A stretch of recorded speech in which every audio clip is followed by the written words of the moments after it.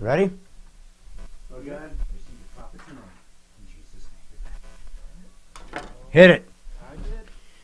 Are we on, son? We should be on. Guess what? You might have thought that I wasn't going to be here. Somehow, after my last brush with death, with my heart condition, my cholesterol skyrocketing, drilling holes through my brain, and with the added chagrin and horrible, oppressive depth of despair, realizing that after all the years and time and money spent to send my son to college, he works at Lowe's. I know what you're thinking. Brad, how do you survive? How do you make it? How do you get through this? There's only one thing that allows me to move forward in a way that allows me to keep just a touch of my dignity, just a second of realizing that maybe just for a second I have some worth, some value. Because I know that even if I die tonight, and I could, I will have at least left you guys with maybe the greatest gift I could give you. Wyatt calls it the trailblazer, which is French for the Brad Stine, or as we now call it, Brad Stine Has Issues. Hit it, son.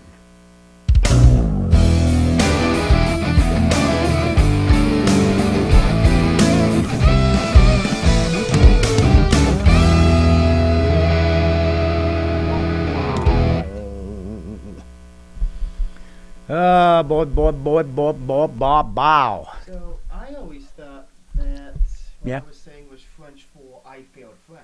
You did fail French. You failed French. You failed French fries. You failed French toast. I notice when it comes to French, somehow you failed, Wyatt. You failed French for fundamentally Fridays feeling fermenting your facilities. You know, not knowing what I said was probably my first clue. Also, alliteration, Yeah. not your strong suit. Yes, it's not my strong suit, but you know who has a strong suit? Nick Kress, Wyatt. You know why?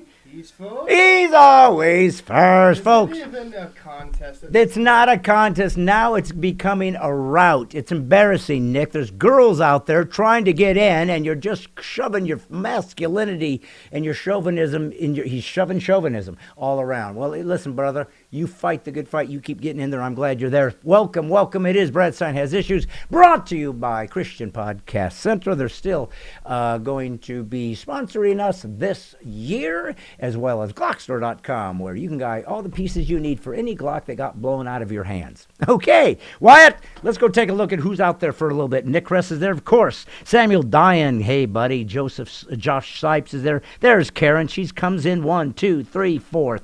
Alejandro Rios, hola, senor. Hello, greetings from Floral City. That's Paula Faye Marie Rauchi. Wyatt, what's it going to take for her to add one more name? Oh, I don't know. Kind of. Okay, well, Sorry, I'm trying to make sure you're sticking headphones wrong. Hey, look what Karen said. Weird, I didn't get any notification. Are you trying to tell me that somehow Facebook, with my 255,000 followers when I went on live, somehow throttled your ability to get the notification that I was on? That's so unlike them, treating conservatives and Christians such. Who else? Benjamin. Hey, what Benjamin? He's out there. James Harris. Yep. Rebecca Daly Dwyer. I'm glad she's there. Pastor Eve Settle. Hi, Pastor Eve. I don't know if we've had her before. Cody Craig's here. Max Raymond Purdue. Let's see. Dusty Wilhelm's back. Thank you. Corey Stevens, Aiden Hod. Stan Stenson's here. Barbara Duvall. Roger Riggle. Who else? David Cumberter. Alan Rutherford. Corey George. Man, tons. Kit Kat Sparrow has returned. Nice. Jim Melody loves my humor and love of life. That's because I'm hanging on by thread, son.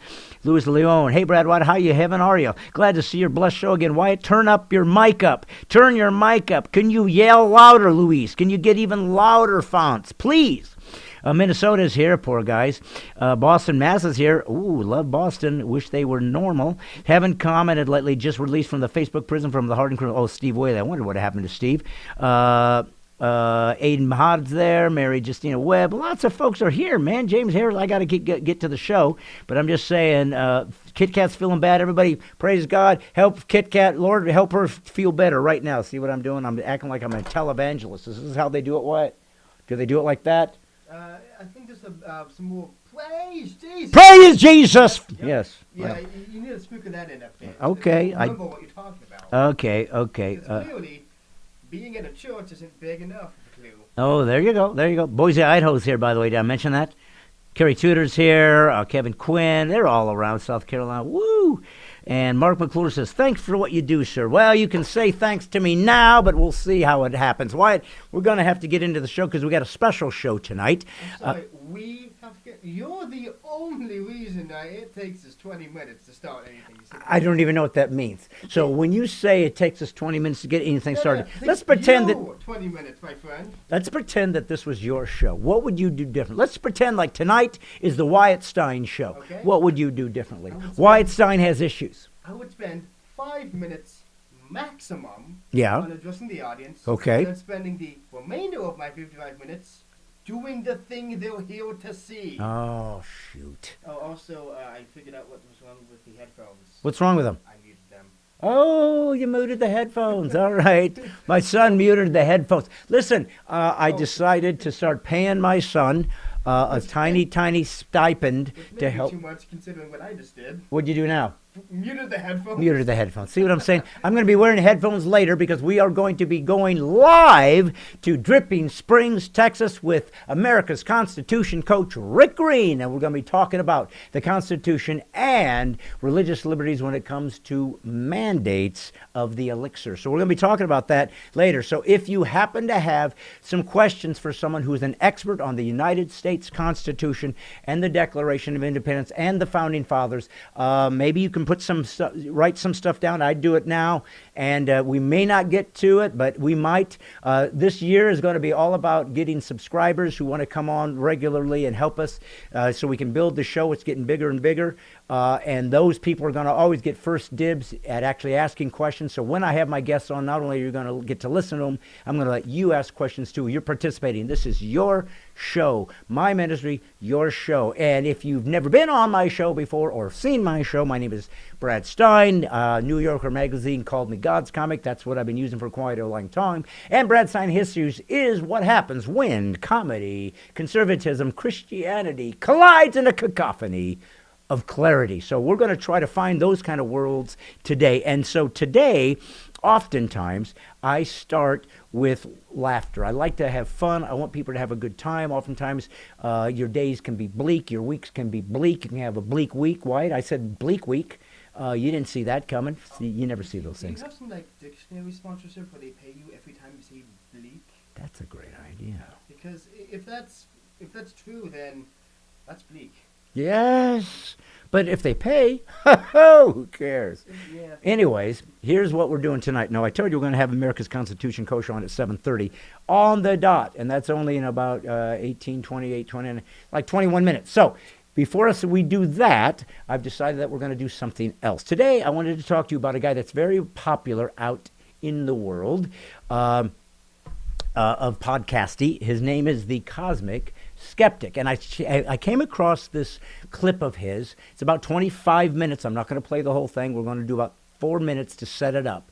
But it's all about what he titled Christianity's biggest problem.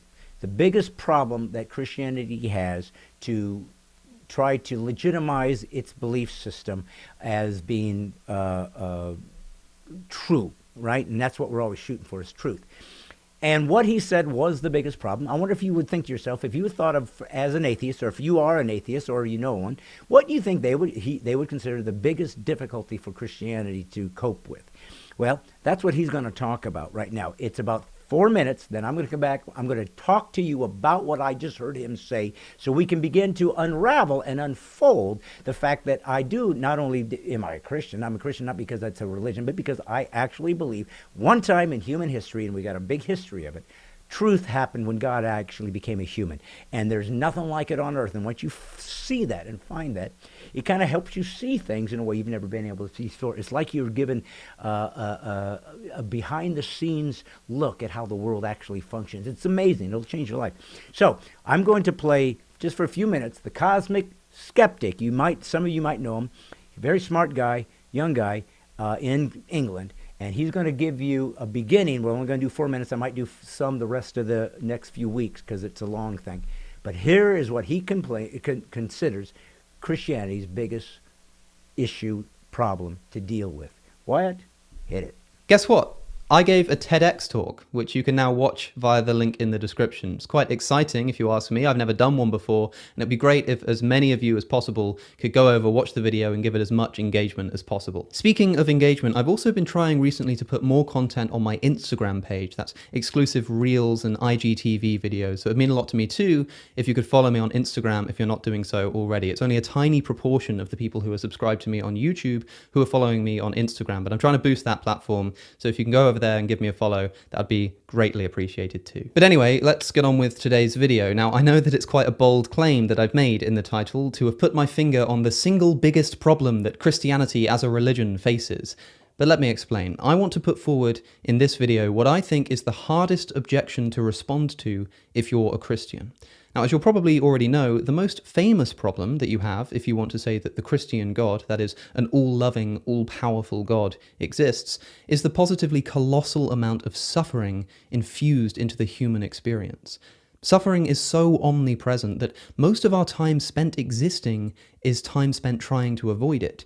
Eating to avoid starvation, working to avoid poverty, sleeping to avoid fatigue, watching YouTube videos to avoid whatever it is that you're supposed to be doing right now. And that's when things are going well in life. God also throws into the bargain of living existence, which nobody agrees to enter into, by the way, unpredictable diseases, miscarriages, natural disasters, and the existence of TikTok. Why would an all-powerful God, who truly loves us, permit such suffering to overwhelm our living existence? And this problem for religion is called, as you'll likely know, the problem of evil. But there's something missing from this picture. I'm not just here to restate the problem of evil as if it's anything new. There's something else. There exists such an obvious and overwhelming version of the problem of evil that it bemuses me that so many philosophers leave it entirely out of the discussion, or at best relegate it to a passing paragraph or a footnote or something. I'm talking, of course, about the problem of animal suffering. Now, before you think I'm just getting all vegan on you again, don't worry, that's not what this is. I know how sensitive some of you are to me pointing out that our own treatment of animals is so poor that it almost reaches godlike proportions. But that's not what I'm here to talk about today. Animals suffering in factory farms, for instance, can easily be explained away by the Christian as a result of human free will. I'm talking about something else. I'm talking about the suffering of animals that isn't human created. The suffering that exists in the wild as a result of natural processes. And by the way, the reason this video is called Christianity's biggest problem specifically, rather than just religion's biggest problem, is because I actually think that some other religions, like Islam, have bigger problems than animal suffering. But animal suffering is still a problem for other religions like Islam, so although in this video I'm going to respond to William Lane Craig, a Christian, on the subject, do bear in mind that these arguments should apply to any God who claims to be morally perfect. So this is the basis of my claim. If the problem of suffering is historically one of Christianity's biggest problems, then the problem of animal suffering is its biggest. So I should probably begin by unpacking why animal suffering is such a problem worth addressing in the first place. If human life is, as I've argued, infused with pain, then non-human animal life is defined by pain. Animals in the wild are subject to endless torment from all angles of their existence. They suffer from predation by other animals. Wild dogs disembowel their prey. Venomous snakes cause slow internal bleeding and paralysis. Crocodiles drown large animals in their jaws. And animals also suffer from rampant disease, dehydration, and starvation. They have to contend with forest fires and floods and a whole manner of other terrifying natural disasters. David Attenborough, the celebrated nature documentary filmmaker, once said about his documentaries, "People who accuse us of putting in too much violence should see what we leave on the cutting room floor. Nature just really isn't a pretty place, and not only do wild animals suffer in these extravagant ways that humans generally do not, like having to live with the very real possibility of being mauled to death at practically any moment, it's also true that compared to humans, an astronomically higher number of wild animals exist. So unfathomably high, in fact, that we can only estimate how big that number actually is. The number of wild vertebrates alone is thought to be somewhere between 10 to the power of 11 and 10 to the power of 14. That's 10 with at least 11 zeros after it. We're talking trillions of animals, each one of whom will, under the unerring supervision of an all-powerful, all-loving God, likely experience more fear, devastation, and suffering in their lifetimes than we human beings are even capable of imagining. So this is the problem.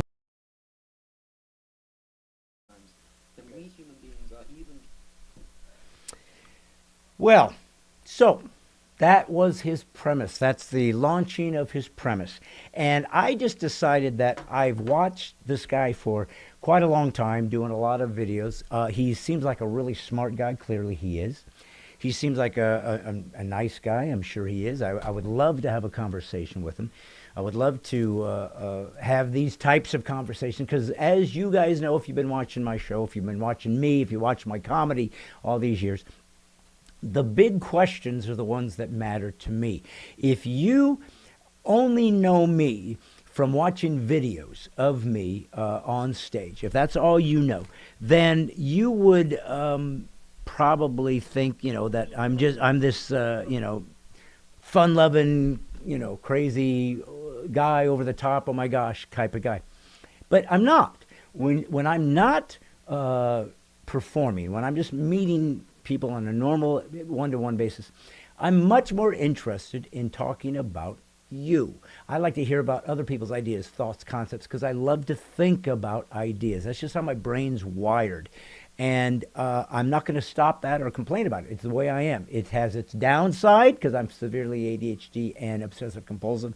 So I have some mental disorders that are clear and difficult. And then they were exacerbated because I had Wyatt.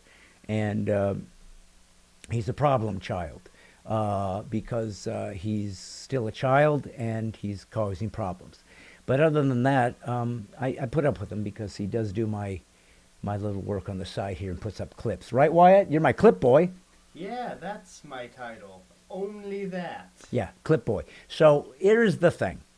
I want to comment because in about 10 minutes we'll be bringing Rick Green in our Constitution Coast live, so I won't be able to do that. But I might go a little bit later after Rick is done talking. If you guys have any questions about the Constitution, we are going to specifically talk about the mandates for vaccines and religious liberties. But let's get back to what we just heard from the cosmic skeptic.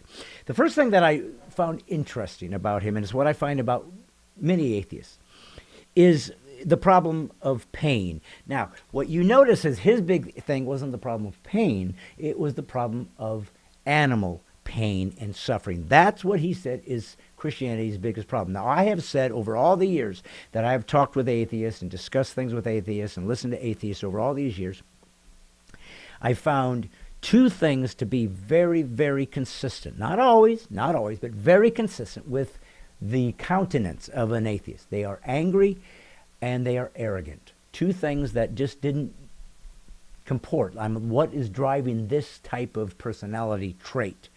Why are they so arrogant? Why the sense of self-righteousness? The thing that they always complain that religious people do, and maybe because they are.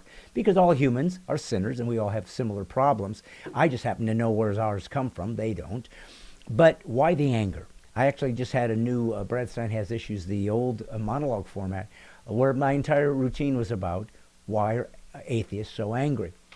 But he got to the place that I think I've discovered is very, very similar and consistent with why atheists become atheists. And I believe, from what I have seen, the number one reason, there's lots of them, but the number one reason is pain. Something happened to this person. They prayed for their mother to get better from cancer. She died. Okay, forget you, God. They prayed that they would, their parents would stay together. They got divorced. Forget you, God. You can't be real. Many Jewish people who went through the Holocaust, oh, there can't be a God because he wouldn't let this happen. And they left. Pain and suffering probably is the number one reason that leads to atheism, because they just don't like the world the way it is, and they can't believe that there would be a God that would allow that to happen. So that's the way that he framed this. Notice what he said. He opens with how real suffering is. He said our entire life is wrapped around suffering. Now, if you are out there and you're a Christian, so you're saying, yeah, that is true, and that's a hard one to answer. Well, here's the way I always look at this. You have to remember that when you're talking to an atheist, you're talking to somebody who doesn't believe in God. They don't believe God is real. They don't believe God is tangible. They don't believe God is scientific. They don't believe God is rational or logical. He simply doesn't exist. They are materialists. They believe in the material world, the closed system. All there is time, energy, space, and material. That's all there is. There's nothing beyond that. There's nothing transcendent. There's nothing spiritual. There's nothing beyond the material world. That's what they believe. So I simply, easily, and it's very simple if you think about it, instead of allowing them to take control of the scenario and say, yeah, your God is terrible. He allows children to get cancer and animals to be ripped in half and killed while they're alive. So your God would be evil if he existed. I don't believe in God. And they're angry at this God that they don't believe in. But here's their big problem. You don't believe in God. You don't believe God's there. There is no God. So you're arguing against this God you don't believe in. You have this emotional, vicarious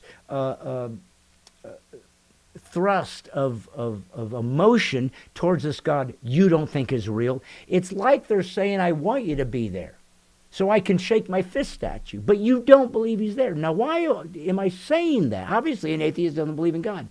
Because their argument is, if your God existed, look at the world. He's a horrible person. But here's the problem. There is no God. Remember? There is no God. Which means the world that we have, has it changed?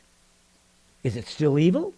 Are animals still getting disemboweled alive? Are the alligators still grabbing their prey and rolling them and drowning them into the water and eating them? Are they still taking little baby elks and ripping them out? Are they still burrowing into their eyes and their flesh? Is all the evil still happening? Are humans still butchering them and putting them in farms and killing them in a horrific way and then eating their flesh? Is that still happening? It is. Yeah, oh yeah, it's still happening. But guess what? There's no God.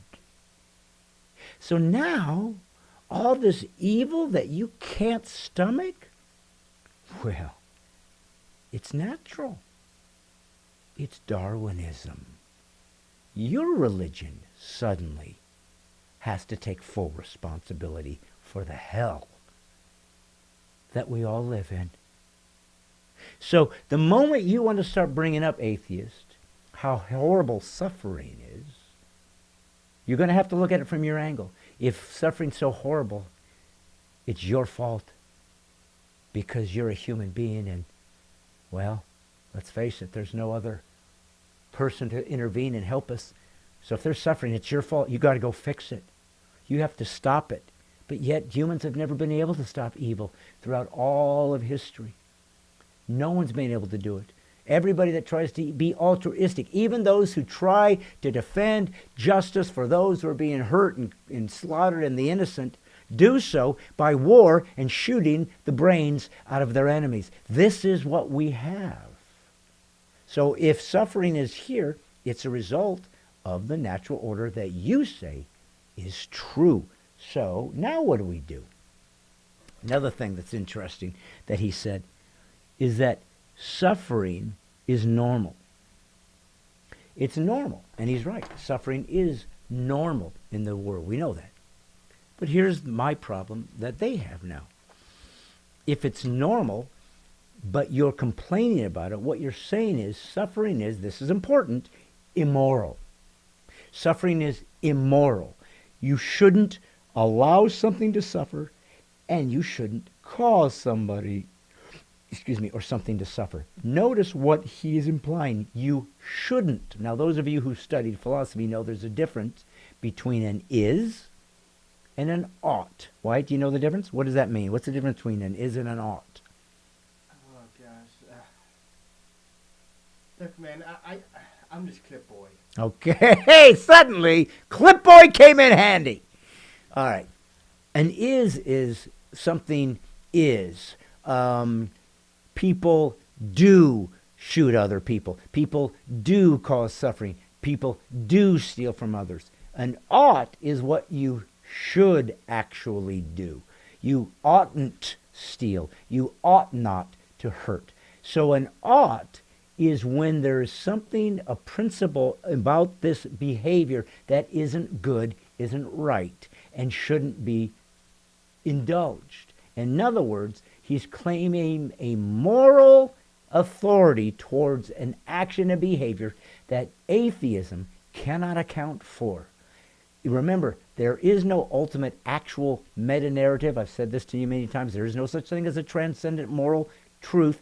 Every legitimate intellectual atheist, from Nietzsche to whatever, Christopher Hitchens, Dawkins, all admit it.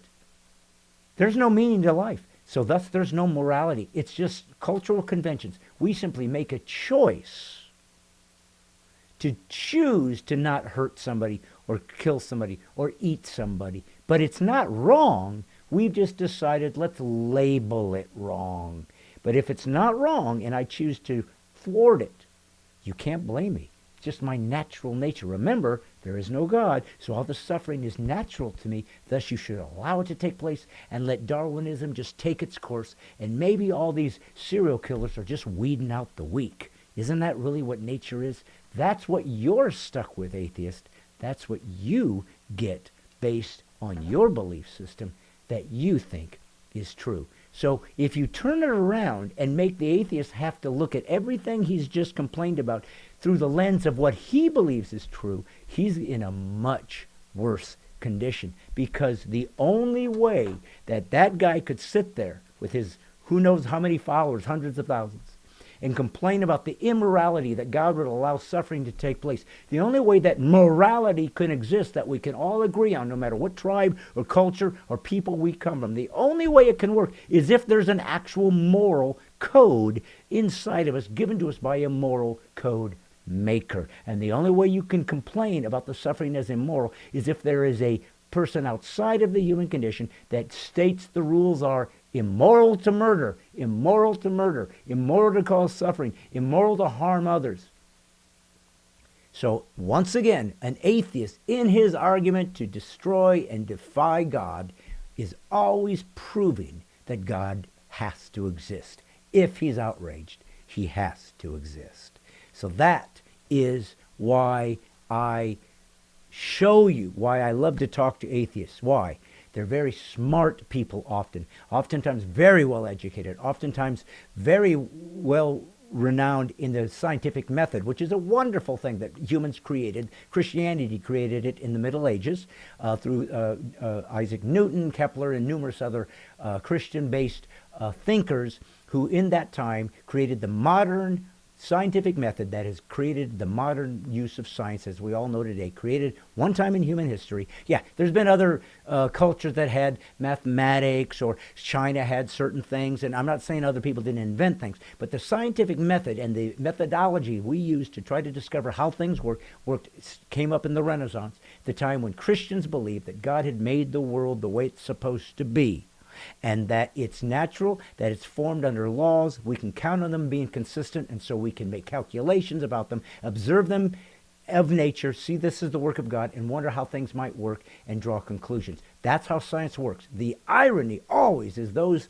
who are atheists and claim science is all we need don't realize that Christianity created science, and they did it. The smartest scientists of all time. Who's better than Isaac Newton?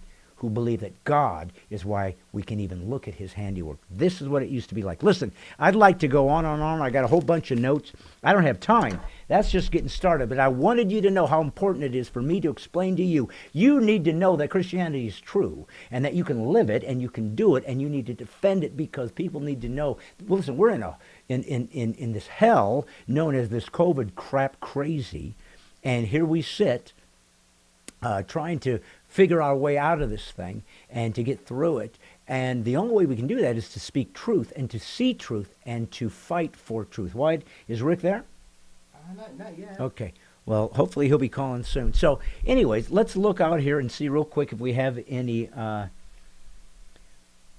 where are we? Okay, awesome. Thank you. Let's bless them in prayer. Amen. Let's bless them. Right, but to further that point, joy wouldn't even be known. So people are talking about... okay, yeah, he's talking about right and left. Okay, and we got someone talking about how they need to go. Hey, there's William James. He's my atheist friend that I thought would show up. Let's see. Well, let's see. So if he hasn't shown up, then we're gonna go ahead and talk and tell Rick's supposed to call us about the constitutionality of mandates. So here's where we're going next. All right. So here's something that I wanted to take you to, and I wanted to have more time to do it, but I guess we got a couple minutes, so I'm going to use that window. And he will show up here if he clicks the link. Is that what's going to happen? Yeah, he'll show up here. Okay. And I can connect Okay. with you Perfect. and I Perfect. can- Okay. Well, anyways, so here's what I think it's very important that I've realized. You know, the more I began to talk about atheism and talk to atheists, and I'm interested in them because here's why I'm interested in atheists, because I feel like they're trying to find truth and answers. Now, they have landed on there's no God. That's the truth to them. And they believe that science is all we need and that the material world is all we can count on. And if we can only believe that something is true if it's testable, repeatable, and observable. Again, using the scientific method, which is designed only to take care of material people and natural things. God is not natural. God is not material. So we need to...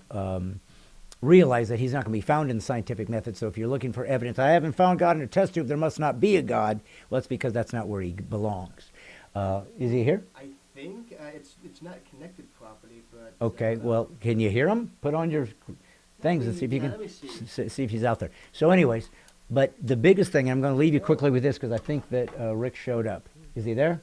I'm not hearing anything. It says there's like some issue with the webcam connectivity. Okay. From our end or his end? No, from his end. Oh, okay. Our end is perfectly fine. Okay, so let me go with this, and this is important that you understand this. The more that I looked at the way that the atheist debates and considers his worldview, there's so many ways you can discuss the idea of God or not God. There's so many things you can talk about. You can talk about the cosmological argument, which is a wonderful argument. You can talk about the ontological argument, which is a really abstract and a unique but cleverly interesting argument about God. If God can be conceived of, he must exist. It's really interesting. You should look into it. But there's the moral argument, which is kind of what I'm discussing right now with you from the cosmic skeptic.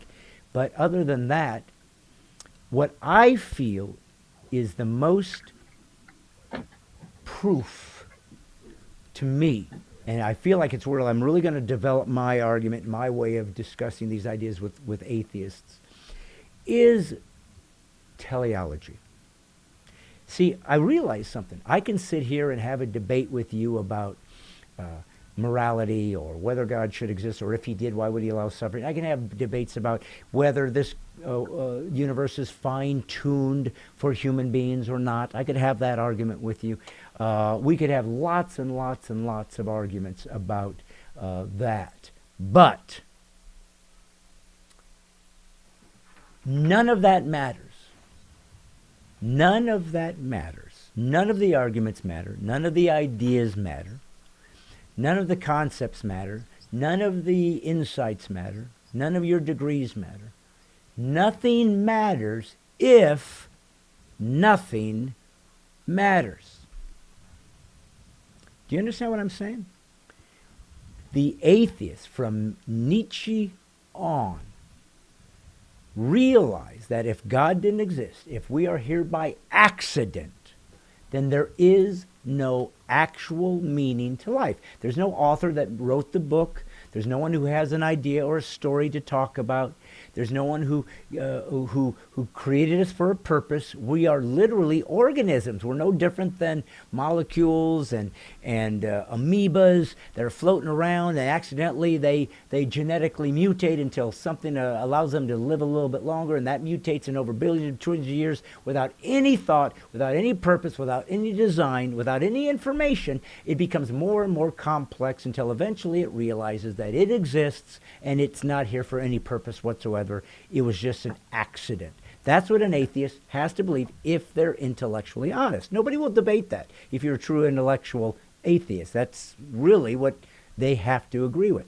And nihilism, which was the ultimate concept that Nietzsche realized had to be true, brought him to despair. He ended up in an insane asylum because he realized life does have no meaning, and I'm sitting here trying to find some. Well, you can't find meaning if there is none. You can't find meaning if there is none. Now, the only thing you'll ever hear from an atheist is this. We make our own meaning. We create our own meaning. Right. So, is he here? Well, I just texted him. He's having problems with his mic Okay. and his camera. His computer won't recognize him without meeting. Oh, okay. He's searching for solutions right now. Okay, so, that's okay. Yeah, he didn't forget. Just Nice. to help. Okay, nice. So, here's what I really think has to be dealt with and grappled with. And you know what we can do is we can show a clip here in just a second of my comedy. Okay, so let's get ready to do that. Right. So the big there's one idea that I want to use to tell you I think is the ultimate proof of God for the atheist, if you speak to him. And that is the second most powerful three-letter word in human history. And that word is why.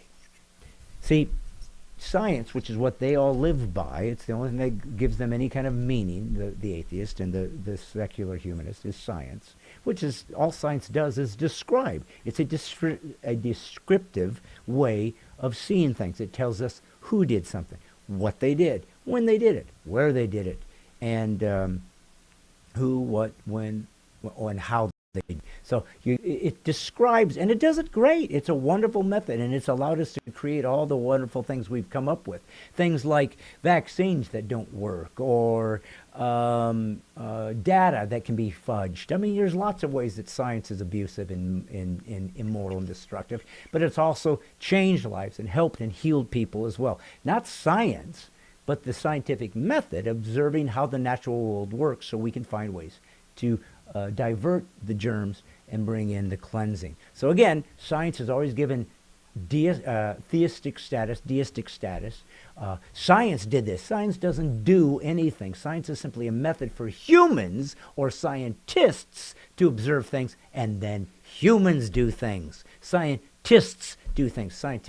Science is simply the method by which they observe things to make their conclusions. So again, they always give God-like status to science. Remember, the atheist will always fill in where God belongs with a materialistic counterfeit version of him because they have nothing else to land on. They have nowhere else to go. Now listen to me very carefully. This isn't an insult. This isn't me putting them down or thinking less of them. They have no option. Here's the way I look at it. They will tell you, no, there is no they'll admit this. There's no ultimate meaning to life, so we just make our own meaning. But here's what it's like. If you have a novel, it's a complete story from beginning to middle to end. And inside of the novel is a lot of little stories that tell the whole story, right? It's got a beginning, a middle, and an end. And inside each chapter has an interesting, unique story all its own that you could read and be entertained by. But when you read all the chapters of the book, you get the complete story. That's what life is. Now, if you stated that this chapter has value in it and it's got its own meaning, you could say that it has meaning in itself, but it's not the full picture. And if you took that book and burned it so it vanished, would that chapter still have meaning or value? No, because it wouldn't exist. And this is what people forget. if life has no meaning, then when you pretend to try to give it meaning, it's an illusion. And it's all gone. So, is he here? Yeah, looks like he's here. All right, great. Well, listen, guys, I will talk about this more next week. We're going to talk about atheism. We're going to talk about God. But right now, I am so excited to bring on our first guest for 2022. Now, for those of you who have listened to my podcast and seen me do this all these years, I have brought this guy up. I brought up Front Sight, a place where you can go and learn how to shoot firearms with the best of them. You'll be, when you leave, you'll be better than a sharpshooter. You'll be better than an FBI. You'll be better than the police. Matter of fact, you can probably join the police force. That's how good you'll be. So I've gone to the Front Sight. I've done that with my friend, who I've known for, 10 years. He is known as America's Constitution Coach, and he is an expert on the Constitution. He works with David Barton's Wall Builders Ministry on the Founding Fathers, our Christian heritage as America.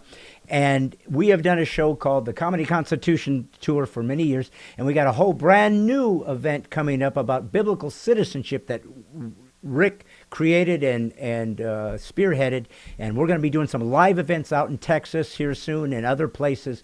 So I always love to have him, and he's my first guest of this podcast that's turning into something bigger than I ever expected. So welcome, America's Constitution Coach, my old buddy, Rick Green. How's Dripping Springs, brother? Can you hear me? Can you hear me, brother? We see ya. Uh-oh, he's talking, I think. Yeah, I got his audio on. Can't hear you, buddy. We might have issues. Sorry, everyone. You can hear me. So he can hear me, but we can't hear him. Okay. Hey, what if I took that out, what would happen? Yeah, let's try it. Can you talk now? Nothing? Okay. Let me do some research on this. All right. He can hear us, but we can't hear him. Hang on. We're going to see if we can fix it. We're trying to get some help here, but if not, then we will. Would it be better for us to call him? To call him? Yeah. Would that help? We did call him. Oh, I thought he called us. Okay. Oh, okay. All right. Well, hang on, man. We're going to try to get this fixed. Listen, we are tech idiots over here at Rick, so trust me when I tell you we're still trying to figure this out. But, all right, well, why don't we put him on hold, and I will go ahead and talk to the people. So, folks, we're going to run a clip of the comedy show that I ran about 20 years ago that was me discussing the idea of animal suffering, but it came out of my comedy show, and so I wanted to run that so to give you a way of you seeing what I was thinking about 20 years ago, but how I put it into a comedy form. And then in the meantime, we're going to see if we can get Rick on. Go ahead and play that, Wyatt, the comedy clip. I have people that come up to me all the time and tell me about that. Oh, I don't believe in God. It doesn't hurt me. I'm not hurting anybody. Yes, you are. Every decision a human being makes affects everybody else because your worldview of God, if he exists, makes you choose certain things. And those who say he does not exist makes you choose something else. And it affects everybody. You see, it makes people become fanatic. Oh, there's other religious fanatics. Yes, there are. There's also animal rights fanatics. You've heard these people. The ones that have decided that they have all the answers. Don't wear fur. Well, that's fine for you. I'd like to wear fur. Don't wear fur! Well, I'd like an option, but you certainly... I just toy with these people. Yeah, I'm wearing fur underwear right now. I got fur toys, fur car, fur house. I go to the store and they go paper plastic. I say fur! They don't want you to wear fur, but they wear leather. Leather's dried meat, for crying out loud. People spending $500 to wear beef jerky with a zipper. That's wrong. I want fur. I need fur. Why? Because I don't have any and I get cold. We're humans. We need fur. You take the hairiest man you've ever seen, probably a Greek. Put him next to a polar bear. That's Kojak right there, my friends.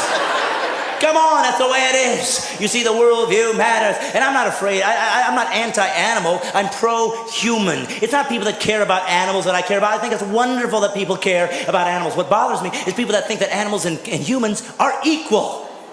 That's a problem.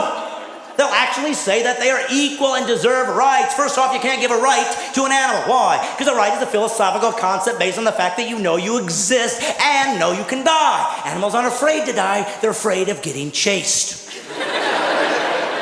It's instinct. They keep going to the watering hole. The guys come after them, chase them away. They keep coming back time after time. They don't know what's wrong. They don't know what's... The bones aren't a giveaway, apparently. They don't know what death is. Take a gun, stick it to a dog's head. It doesn't beg for its life. It licks it.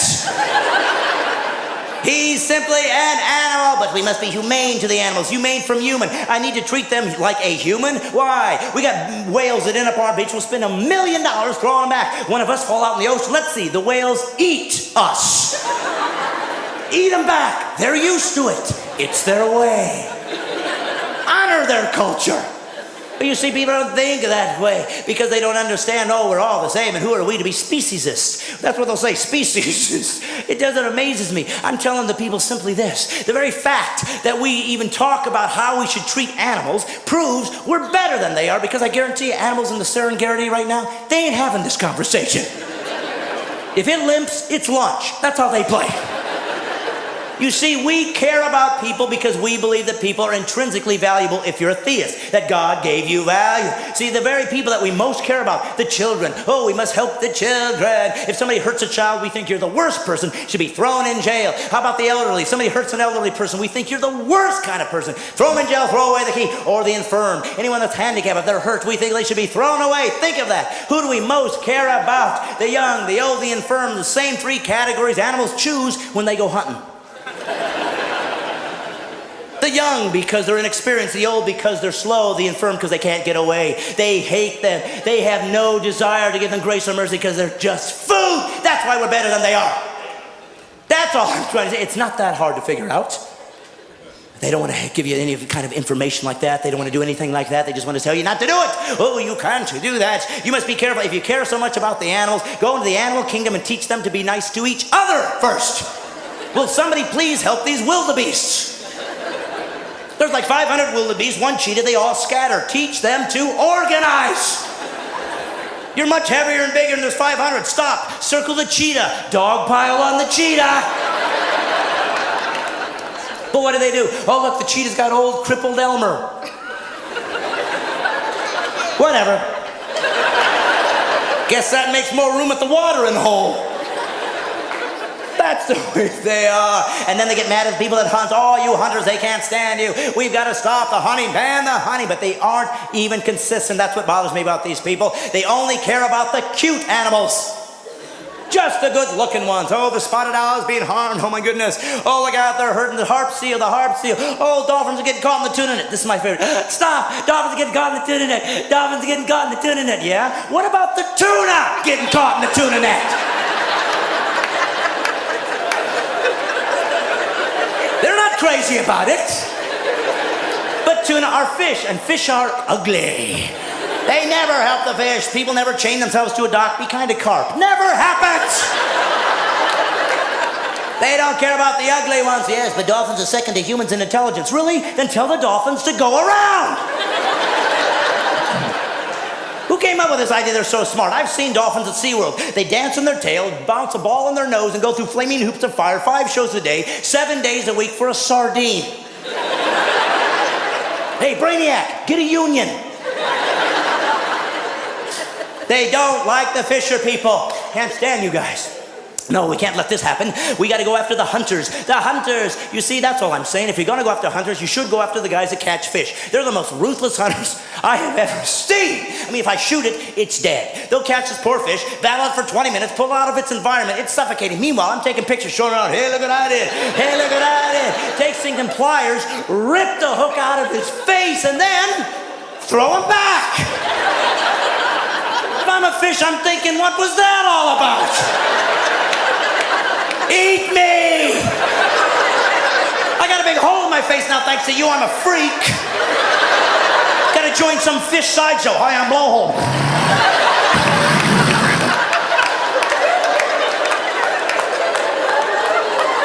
Honor their culture and eat them up. Cry it out loud. And they love their fish, man. I moved down south, man. They love fishing down here. You all love it. I've seen the fishing shows, man. Woo, he's a fighter. Woo, he's a fighter. He's a fighter. Look at him fight. He can fight. They don't like one verb. He's a fighter. Look at him fight. Okay, You can cut it. Can you hear me now? can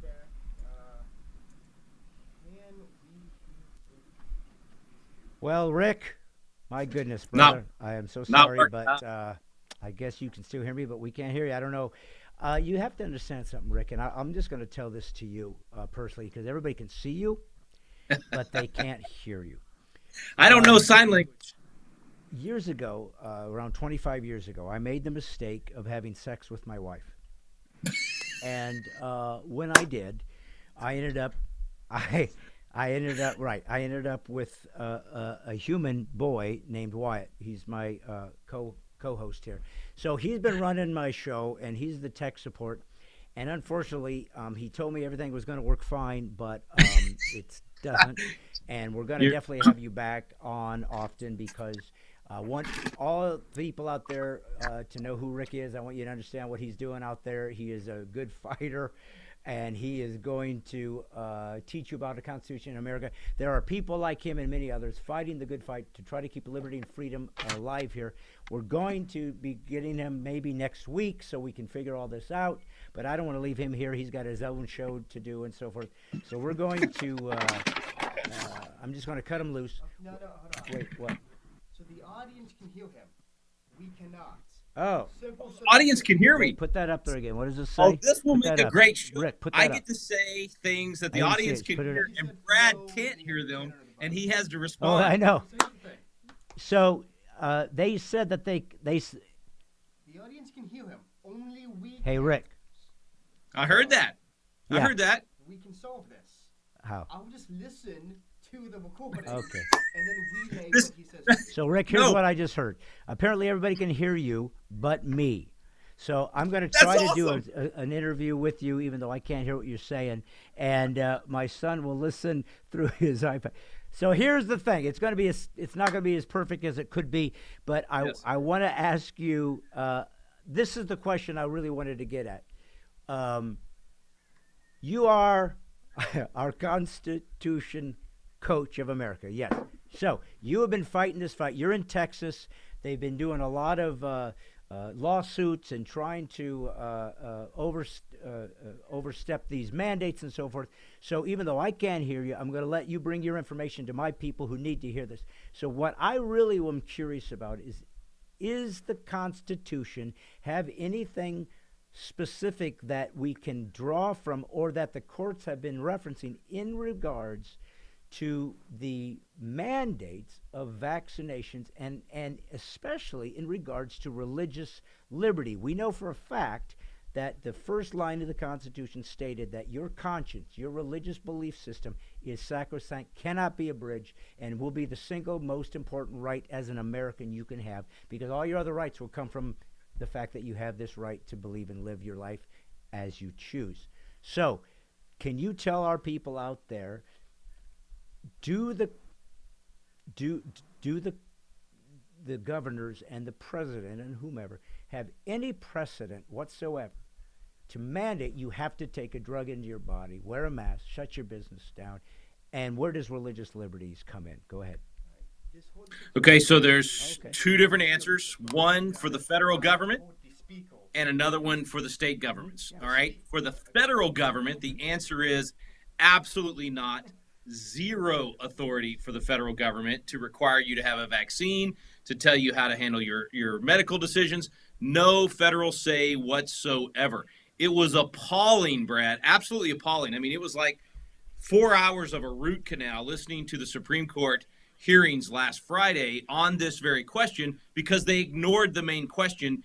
And you had justices on the United States Supreme Court, as everybody's kind of, if you depending on where you get your news media, has heard, literally lying about or are so misinformed and incapable of deductive reasoning that they should not be on the U.S. Supreme Court. Like when I went to law school, you had to take the LSAT. And what do you do in the LSAT? You figure out if somebody's got logical reasoning and analytical reasoning and deductive reasoning. And if you don't have that, it shows. If you can't look at the statements and the facts and glean the truth from that, You get a rejection letter from the law schools. At least that's how it was in my day. Clearly, if you have no ability to reason, then it makes you perfectly suited to be appointed by Bill Clinton or Barack Obama and serve on the United States Supreme Court, because Breyer and Sotomayor and Kagan both said outrageous things during this hearing. I mean, Sotomayor said there were 100,000 kids on ventilators in hospitals.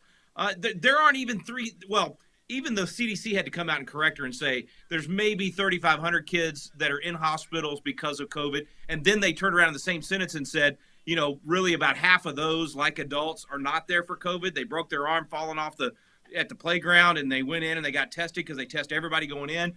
And so all these people that are in the hospital for non-COVID reasons are being included in these COVID numbers. But that wasn't enough for Sotomayor to say 3,500 kids with COVID. She said 100,000. That's off by, I don't know, a factor of, 30 times? Anyway, that wasn't the only thing. I mean, Breyer said that, 750,000 people more would get COVID if they delayed by one day. Just silly, silly stuff. But what you asked is the most important question, and they did very little to cover it, and that is, can government do this in the first place? All they could talk about was all the people that would be harmed if we don't do it, even though that's not scientifically true. Instead of saying, is it our job and do we have authority to do this? How many people a year die in car wrecks? And we don't say, government, please ban cars. We're not going to allow anybody to drive. So here's the answer that should have been discussed at the Supreme Court on Friday, and that is what you're asking about. Can government mandate a vaccine? Well, the federal government absolutely cannot. That's why Joe Biden's mandates are 100% unconstitutional. The federal employer mandate, if you have 100 employees or more, you got to vaccinate everybody. Nope, totally unconstitutional. OSHA has no say on this. They were never designed to do this. And frankly, Congress couldn't give them the power if they wanted to. The healthcare mandate, they don't have the power constitutionally to do that. All of the other ones, totally unconstitutional for the feds to do it. Now, here's the part you may not like. The states and local government, they do have healthcare powers. They do have what we call state police powers, and they can deal with an outbreak, a true pandemic. So if you had Ebola breaking out in your town or from a particular church and it's getting spread all over town, and half the people that get it, I mean, that's hard for us to imagine, but 50% of the people that get it die. That is not what's happening with COVID. That's what they act like is happening. And if you poll, believe it or not, there are a third of Democrats that think that 10% of the people that get COVID will die.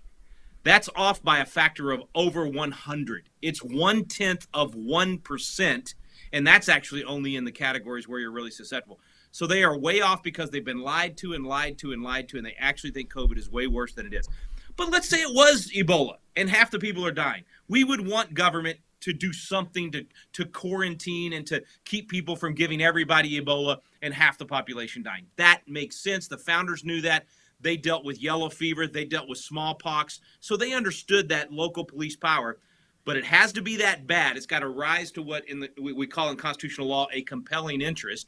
And then you have to implement it only in a least restrictive, narrowly tailored way, which means you only do it in the area where it's a problem and only in the most least restrictive way for the people that it's a problem. Case in point, Texas had Ebola 10 years ago. There was a guy that flew in from Africa, brought Ebola to Dallas, Texas. He went to the hospital in Dallas, so we knew immediately he had Ebola. And so Texas officials quarantined him and the people that he had come in contact with at that hospital and at his apartment. They didn't go to Houston and say, everybody in Houston, your churches can't meet, nobody can come together, because that wouldn't make sense. That's not least restrictive and narrowly tailored and only in the area where the compelling interest is there. So I know I'm throwing a lot at you here, but the whole point is, yes, the states can do things like this if there's a compelling interest. But now to your last point, they can only do it if, this is what the Supreme Court said in Jacobson v. Massachusetts in 1905, the case that dealt with the Massachusetts smallpox vaccine. If you're going to have a vaccine mandate, you must have exemptions. You must allow people to say no.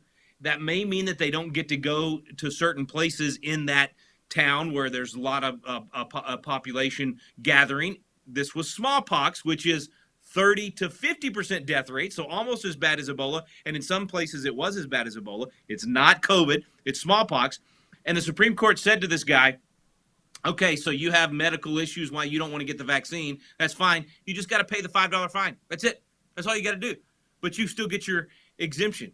What they're acting like today is if you don't get this vaccine, experimental vaccine, it's killed about 100,000 people, according to Dr. Peter McCullough, at least 25,000, according to the VAERS system, hundreds of thousands with neurological problems. It's been bad for a lot of people. It's been good for some people, but it's been bad for a lot of people.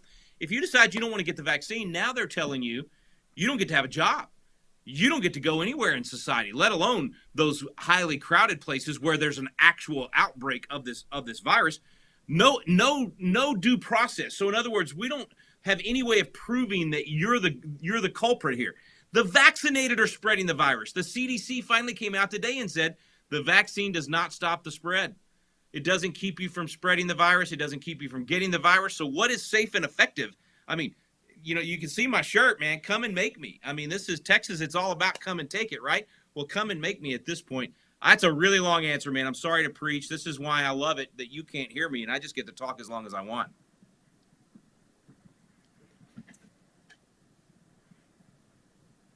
Are you just nodding because you're acting like you can hear me, or?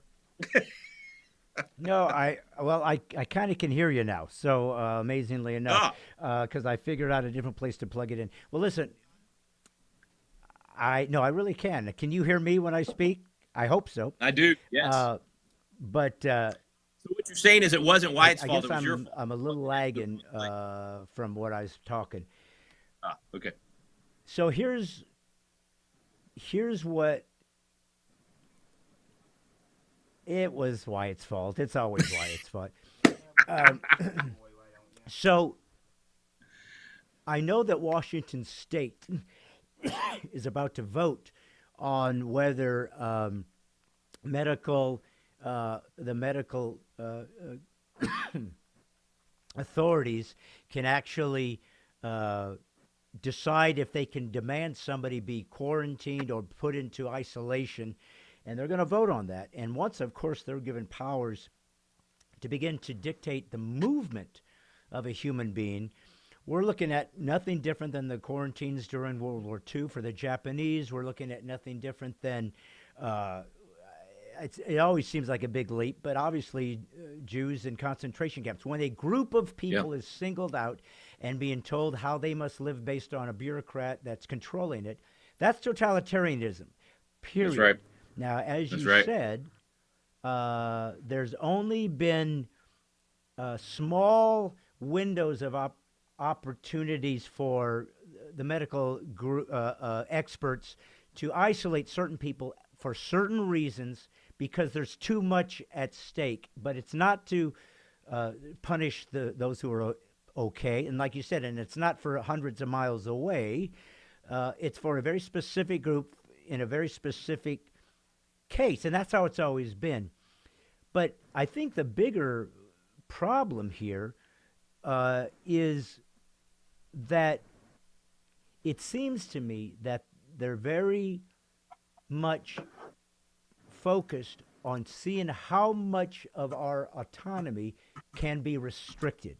How much is the government going to be able to really decide for us where we can go, when we can go, what we must wear, what we must insert into our body, when we can work, how we can make money, because that's what's happened. It's almost been like a trial run on what it would look like if we suddenly became China or North Korea or somebody where a group of elected or unelected group, but somehow one, decides what they will demand of everybody else. And it's always the same result. The people that are in charge will always have money, never have to wear a mask, never have to give a vaccine, never have to do anything they make the rest of us do. It's why I've never believed that politics was supposed to be a job. I never believed it was supposed to have been a career. And you would know this better than I because you've been an expert, you and David, about the founding. But the founding fathers believed that to serve in office was a privilege and an honor that you did in deference to your fellow citizens to help them and to assist them. And then you went out and left that post, let somebody else take over, and you went and lived in the dictates that you had created and the laws that you had established that Congress had had approved of. So what's at stake is not just this one little moment of this clearly overreaction vaccine. And they're so far down the road on this, Rick, in what they have done to humanity, that it's like there's no going back. It's like we can't put the brakes on and act like we screwed up because too much damage has been done. We are at a place where people are dying from a vaccine that's not only not keeping you from getting it, not keeping you from spreading it, but it's killing you. Yep. I believe that we have crossed from simply bad policies and a big mistake into crimes against humanity. I agree. No, I think I agree. Anthony Fauci should be in prison for the rest of his life. I really believe that. I think this guy and a lot of people around him are in a position of power and that they know the data, they know what's actually happened, and they don't care. Now that's evil. So that's me. And they're not willing to admit I think most of us that are awakened warriors know that's happening. But here's what I always try to talk to my people about that watch my show. Go ahead. No, I'm sorry. Yeah, we got a big delay. I wanted a couple of things. Yeah, go. I'm sorry. Go ahead. Ask you this though. I never wanted a show where I got a bunch of conservatives. Go ahead. Well, let me just say this about some of the things that you said earlier, because some people will listen to what you just said and say, he's exaggerating. He's going too far. It's just a mask, or it's just one vaccine. We get 36 doses of vaccines when we're kids, which is kind of crazy to throw that much into your body at once, but that's another debate. But it's just a mask. It's just a mask, and it's going to save lives. You're not going to kill grandma. And why is Brad saying it's tyranny and that now it's going to get that we're empowering? Oh, that's just a bunch of scare tactics on trying to get conservatives to listen, man. Let me give you the perfect example. So the Supreme Court case we've been talking about is called Jacobson v. Massachusetts. It happened in 1905. It was a smallpox outbreak in Massachusetts. When the Supreme Court said, yes, you have the power to do this, which it shouldn't have the ability to make law anyway, but when it said you have the power to do this, but you have to have exemptions, that case was then used to take the next level. And this is to your point, that it always grows and government takes over more and more of your life. That is what led to one of the worst Supreme Court decisions in history, Buck v. Bell, which was forced, not vaccines, forced sterilizations, where the government came in and said, multiple generations of imbeciles is too many. And so the government decided to forcibly sterilize women that they thought should not have babies. This is not in China. This is not in North Korea. This is in the United States of America, and it was sanctioned by the United States Supreme Court based upon the vaccination case from 20 years before called Jacobson v. Massachusetts. Brad, you have said it exactly right. When you see this kind of unconscionable, unconstitutional, unscientific control by government telling you that they're going to make you put something in your body, they're going to force you to do it by removing you from society and making your options so minuscule that most people will go ahead and do it. And that's what's happened. When you see that, it's guaranteed that if you don't stop it and say no and reverse that the next step will be worse. The next step is coming. It will get worse if we do not stop it. We can't be naive and think that that's not going to happen. We've got to be students of history and look at what's happened in other countries throughout history and what happened in our own country. We have to say no to this. There are some governors that are saying no, that are standing up and saying no to the federal government, and they're saying no to let it happen in their state. But what you said about how, it just keeps going and keeps going and keeps going, it's because they can't admit that they were wrong. If they admit that they were wrong, if they admit the lockdowns didn't work, the vaccine isn't working, all of our solutions aren't working, they have to admit that they cost millions of jobs. Frankly, they killed thousands of people by not allowing ivermectin and other treatments to be known. And that's not me saying that. That's professionals way beyond me, like Dr. Malone and Dr. McCullough and all these other highly, highly credentialed McCullough's got 600 peer-reviewed publications. I mean, these are the best of the best. And they're saying that thousands of people died because of the government's decision to not allow treatments to be talked about. Thousands of people died. He says 80% of those who they're saying died from COVID would have been able to survive had they been given these treatments. That is criminal. You nailed it. It's absolutely criminal. It's the crime of the century, maybe the crime of American history. It's awful, it's evil, and it's being done by people that want to control you and they want to stay in power, and they can't admit they were the wrong. The only governor in America that admitted he got it wrong was Ron DeSantis. He said lockdowns didn't work, we shouldn't have done them, and we will not do them again. And ever since then, he has hit a home run every day he comes out and absolutely nails it on the correct policy and how to deal with this and what should be done. So Ron DeSantis is the model of how we should be doing this, and I'm so thankful he was humble enough to say we got it wrong. None of these other governors have been willing to do that, certainly not Biden. Even Trump, I mean, he's still, touting the vaccine, and I wish that, and it's because he doesn't want to admit that he was wrong, to allow so much focus to get on COVID to the point that it's become myopic. We're obsessed with it. We have what Dr. Malone calls mass psychosis happening right now, and I think that's true. People are so afraid that they're being led to places we never thought America would go.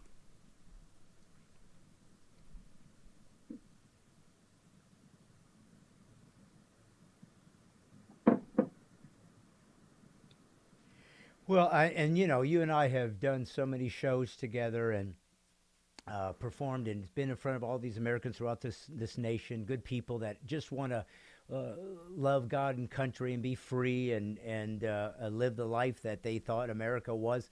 And I guess it was a wake-up call to all of us that this country that you and I have talked about and we're grateful for historically, and all of the men and women that went before us that suffered and died for our freedoms.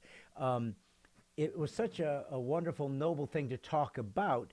And honestly, Rick, I don't think you or I, and we both think we're kind of tough guys, realize that maybe it's our turn, that this is real. Now we get to be thrown into the scenario where it could cost us something. Something's at stake. Yeah. And it's something I've always said to my people. When a soldier dies for our freedom, we will have parades for them, and we will give them accolades, and we'll say what brave warriors there were, and we're sad that they died, and we're sad for the family, but we're proud of them, and we think it was an honorable way to die. And what I've said for quite a while is when it comes to this COVID thing, and you taking a risk as an American to go live your life fully, completely, and utterly with the fact that now if you have some condition that could cause you to die, or you're over 75, or you're obese, and you want to stay home, be my guest. That's being prudent. Right. You got a problem. Yeah. This could hurt you. The rest of us, though, needed to boldly go out and live our lives with the risk that it might cost us something. Because if you died by COVID because you were trying to be free, it's your turn to be the soldier. It's your turn to die with honor. And nobody wants that. We want it to always be somebody else's kid or somebody else's dad or somebody else's mom, but not me. And that cowardice is not what built this nation. It's what will destroy it. So let me ask you this, and I'll let you go. Yeah. So what can we as American citizens who are stuck trying to wait maybe for the mayors or the governors or the presidents or the Congress or this midterm, whatever we think we're waiting for, because I have no confidence Republicans are going to do jack. They've been the most cowardly, inept people I have ever seen in the last 10 years. So I don't know where we turn, but you and I are both Christ followers. We believe in the big meta narrative that God wins every time. We're never going to give this country up without a fight. And if it costs us, it costs us. We've made that clear to our families and to everybody that we speak to. Is there anything a citizen of America can do to finally and forever fight back to end this before there's no going back? I leave it to you to finish.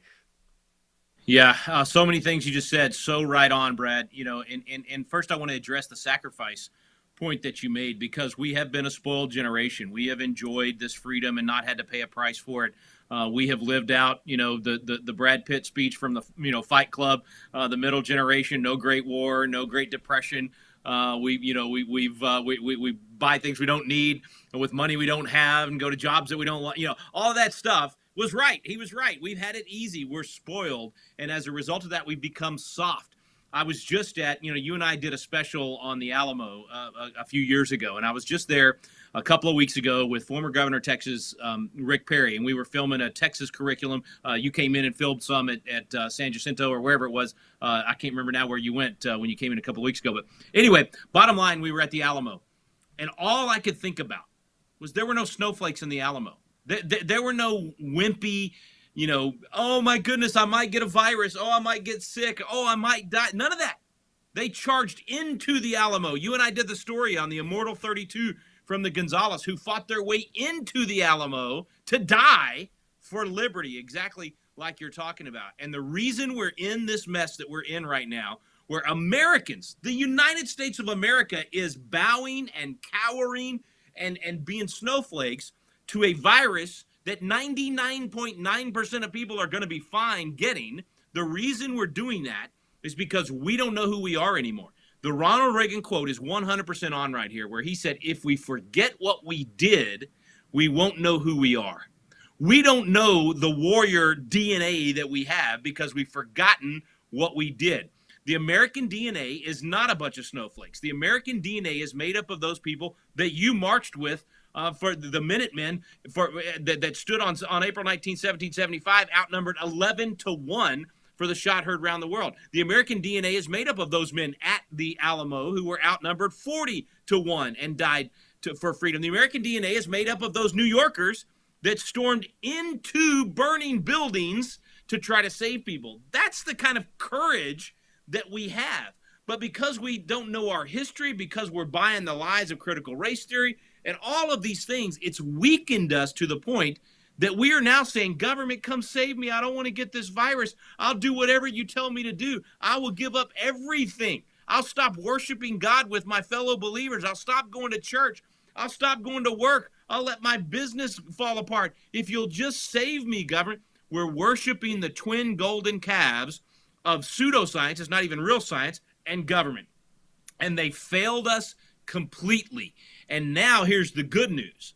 America's waking up. Enough is enough. Omicron is a gift to the world. What Omicron is doing is it's revealing the idiocy of these experts who shut down the world over a virus that is 99.9% survivable.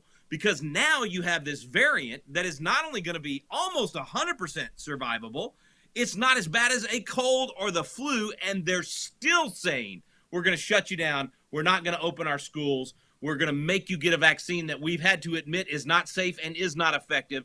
They're still doubling down. So what's that done? It's opened the eyes of millions of Americans that were in the middle, that would have never watched Brad Stine or Rick Green or been part of one of our Constitution classes or gone on one of these trips like you and I do. They would have never done that 2 years ago. And now they're going, what the heck? Are you kidding me? What kind of country am I living in? And they're asking questions, and they're taking classes, and they're showing up at school board meetings, and they're showing up at city council meetings, and they're rallying at capitals, and they're saying enough is enough. We will not put up with this nonsense anymore. Now, Brad, I'm not saying, I think half the country at least is still just lost. They've got scales over their eyes. I think it's a Romans 1 situation.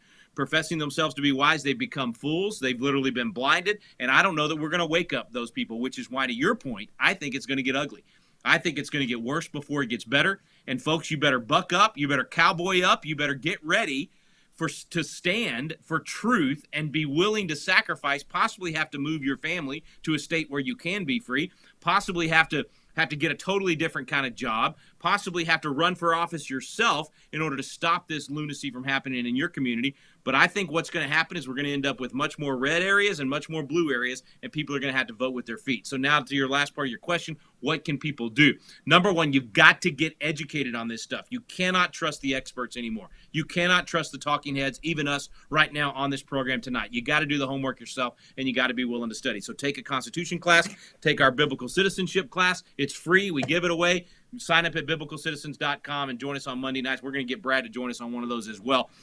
Come to one of our classes that Brad and I do where you learn how to defend yourself with a handgun during the day, and then you learn the Constitution at night. But get educated about truth so that you know what to say and how to respond to people. And then secondly, and I don't want this to sound trite or simple or, yeah, we tried that, but you have to get involved in the constitutional Republican form of government that we have. You have to start voting and getting 10, 15, 100 other people to vote as well. You have to be a force multiplier.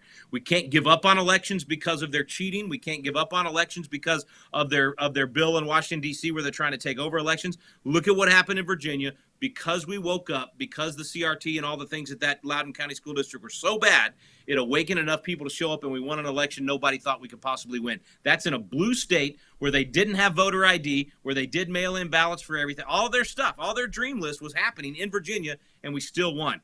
I'm not saying we want that. We want to have, election integrity and all those things across the country, but it just proves we can win when we show up and fight. And whoever's watching this tonight, you've got to be willing to raise the banner. I promise you with 100% certainty, there are people in your family, in your church, and in your neighborhood that if you raise the banner, they are looking for someone to raise the banner, and they will rally to you. There are people all over the country, including California and Massachusetts and Washington and Oregon and all these crazy places. There are people in all of these states that are looking for someone to raise the banner. So you got to get in the fight. We can win this. The Constitution's on our side. The historical precedent is on our side, but we got to. I've said this for 2 years, and the Supreme Court justices in the hearing last Friday proved me right. The most highly educated idiots in history are running the show right now, and we have to defeat them, remove them from office, and put good people in. That takes time.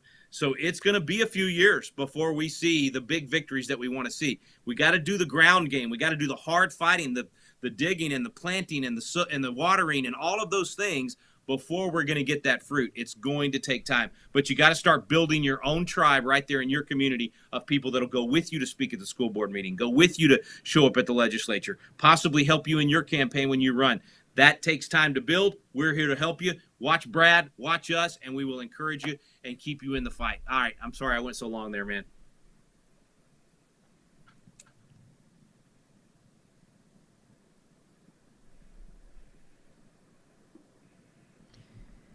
No. That's why I brought you on, buddy, because you're great at this and it matters to you. And, I guess I would just sort of set the period mark at this, and that would be none of that is going to work if there isn't this one concept that every American is going to have to remember and decide is true. You are going to have to decide if there's something in your life you're willing to die for. Because if there isn't, we're gone. Because when the founding fathers believed that liberty and life and freedom was more important than their mansions or their money or their life, they promised, if this doesn't work, we've lost everything, including our lives. We'll hang together. And they said that's how life should be. It's not about this existence in this three-dimensional form. But that's where it helps to be a Christian, to understand that there's an actual rule book called the Bible that tells us why the world's screwed up and how you fix it. It allows us to see what's really happening in the hearts of men.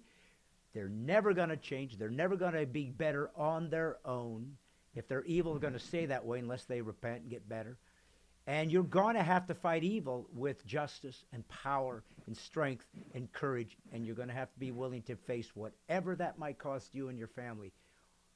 And if you aren't willing to do that, frankly, you don't deserve the United States of America. None of us do. Yep. Well, Rick, I hope this was encouraging to people. It's hard to hear, but it's true. We're all in the middle of it. We can't get out of it now. So let's at least go down fighting like men and women with our swords drawn. Amen. And don't forget that they, we always say lives, fortune, sacred honor. Who did they pledge their lives, fortunes, and sacred honor to at the end of the Declaration of Independence? Not to the values or the principles or the foundation or the country. They said we mutually pledge to each other. our lives, fortune, sacred honor. You need community, friends. God designed us that way. You need to find a fellowship of believers that also love liberty and lock shields with them and say, we're going to get in this together and we're going to learn, we're going to get educated, we're going to find the action steps, and we're going to get in the fight. And of course, we're talking about voting and peaceful activities for the fight, but we don't know where America is going to go. And Brad, I'm very optimistic. I don't know that we're going to save all of America. We may end up with a split. We don't know where this is going to go. History is full of stories like that. So everybody just needs to be prepared. If you love liberty, you need to start getting networked with people that love liberty and building those relationships, whether that means you're going to fight for and win liberty in your particular state or you're going to end up having to move to another state where you can join forces with others. Anyway, I love you, brother. Thank you for what you do. God bless you, and thanks for having me on tonight.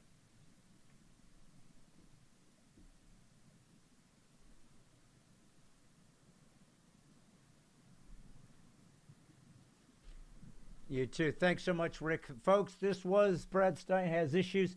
I will be having Rick on a lot. You guys also are going to have a chance soon to see us together doing some live events, biblical citizenship, and numerous other things. But we are just beginning to fight. You know why I'm here. You know why so many of us here. And I hope if you learned one thing tonight, you're not alone.